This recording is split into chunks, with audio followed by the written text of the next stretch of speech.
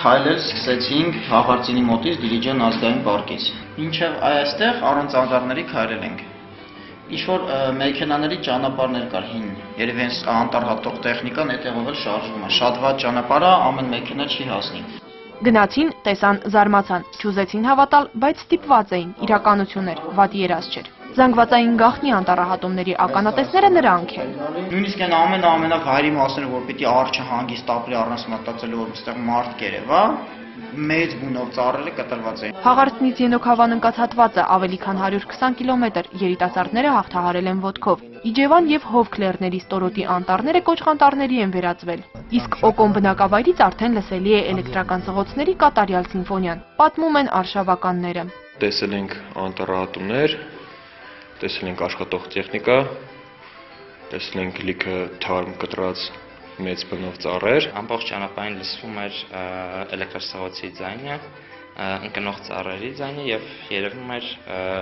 կտրված ծառերի տեղը, որոնք ունեն փոքր բներ եւ նրանց վրա աճել էին փոքր ճղեր։ Երիտասարդների պնդմամբ կուսական անտառների անաղարտությունն արդեն վտանգված է։ Առանց պետհամարանիշերի զանգվածեղ մեքենաներն իրականացնում են նույնքան ահռելի ավերածություններ։ Այս մասերում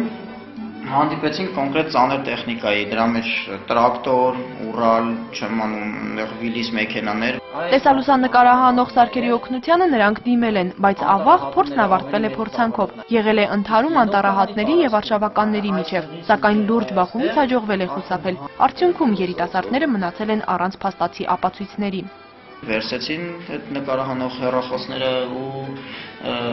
ջնջեցին, նոր վերադարձեցին մեզ։ Կոպիտ ասած թեթև ընդհարում եղավ, դրանից հետո շարունակեցինք ճանապարհը։ Ջնջված փաստերից փրկվել է ընդամենը 2 լուսանկարի պատառիկ։ Իրենց տեսածների մասին Գոռը նամակով պատմել է Հայաստանի Հանրապետության բնապահպանության նախարարությանը, սակայն չի հավատում, թե այնտեղ ոչնչից տեղյակ չեն։ Հիմար չեն այդ անտառհատողները, իրանք ուրեմն այդպես